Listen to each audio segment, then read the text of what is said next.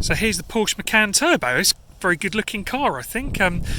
Distinctively Porsche in that front grille and the lights and the layout. So this as standard costs £68,530, but this option as tested does have a few extras which raise the price to £83,027. And we'll have a look at a few of the upgrades that I think you might want to consider if you were getting one of these.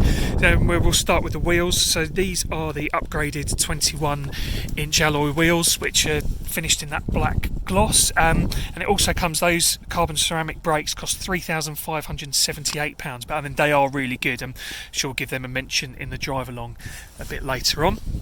So carry on having a look round. You get the privacy glass at the back, and it's 21-inch wheels at the rear as well.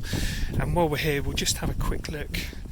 We'll have a look in the boot, but this comes with the sports exhaust system as well. I think that comes as standard with the turbo, but you can change the settings inside to open up a couple of valves, and it does sound quite good.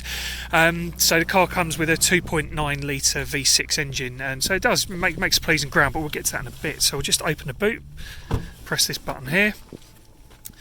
So you get a decent amount of boot space in here. It's around 500 litres. It's not the biggest in the class, the crossover class, but you know, I mean, how much space do you need? I mean, there's plenty in there for getting the kids and everything in the back as well. It's got all Isofix in there, and there's the top tether bits in there as well.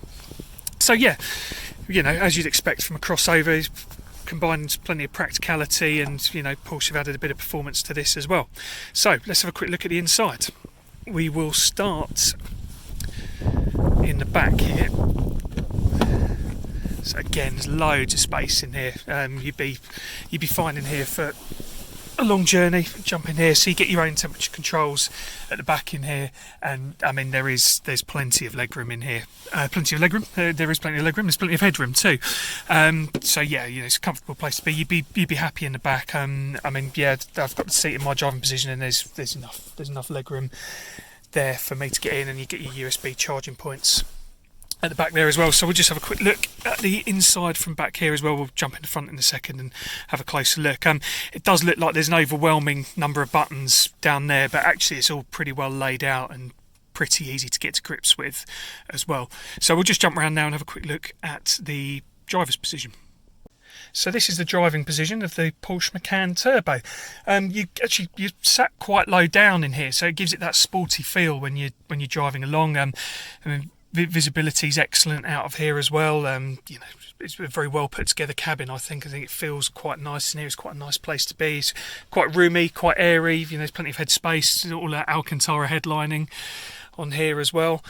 So as I mentioned before, there are a plethora of buttons down here, but they actually all make sense, and I think you'd get to grips with them pretty quickly. I mean, they're all fairly self-explanatory, from the heated seats, the exhausts, the air ionizer, all that sort of stuff, and you adjust your temperatures up here. And then you've got the touchscreen centre console here, which is really nice, and that's really easy to use. So again, you don't have to do everything on the touchscreen, so if you'd rather press a button, you can press a button. So you know, that's gives you a bit of choice in that respect, and it's got a nice analog clock at the top there, which I quite like. So we'll just turn it on. So you have to put a key in the ignition here, so yeah, it feels positively archaic. But the layouts in here are quite old school as well. So you've got your speedo on the left, and then you've got the revometer in the middle, and then you've got a few buttons on the steering wheel as well. So you've got the volume of your entertainment system up here, and you can sort out your phone and you scroll through your navigation on there. And then your drive select is here, so you can go from normal to sport, and you can see the mode change up there, Sport Plus, and you can, don't know if you'll be able to hear it, but you can just hear the V6 start to growl a little bit when you put it into that mode. Stick it back into normal and everything calms down again. So again, yeah, there's plenty of space in the back as well, as I mentioned, for passengers. So this does come with you get the Porsche badge there on the seats. That's a £330 option, I think. So you know, if you don't want to have those, you don't have to. I've got the glove compartment down there, and again, you know, plenty of room in there, and the door bins are a decent size as well, so you can get plenty of stuff in there for your longer journeys too. Cruise controls managed here, and then you've got the flappy paddles for the gearbox, and you can also control the gearbox tiptronically through there as well. So all in all, yeah, I think this is a really nice place to be. So let's see what it's like to drive. So, welcome to the drive along part of the video. What is the Porsche Macan Turbo like to drive? So this is really why you get one.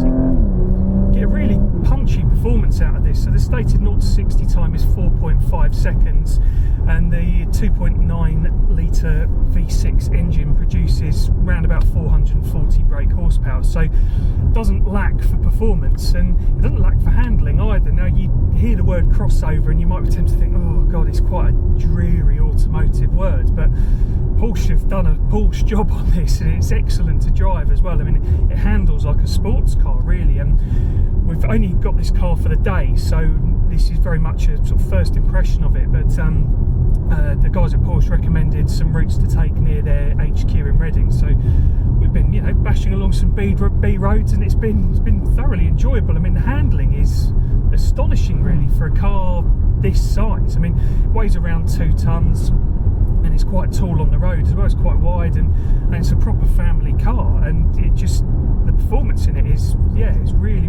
surprisingly good actually.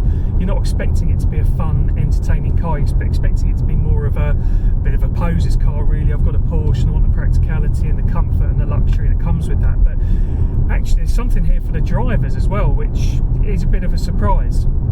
So the Macan Turbo, this is the top of the range, then you've got the GTS is next, and then they do an S, and then there's the standard Macan as well. So this is the one that they've put the most engineering into, and as such it's the most expensive as well. But I mean, I've got to say, I mean, I've been really impressed with it as a crossover car. Like I say, I really wasn't expecting it to handle the way it does. It's almost physics defying the way you can chuck it into bends, and you know, you can get straight on the power on the way out as well. So one of the optional extras this comes with is the Porsche torque vectoring, so it's always making sure that there's the right amount of power in the rear wheel, so you can get the power nice and early out of the corners, which is good.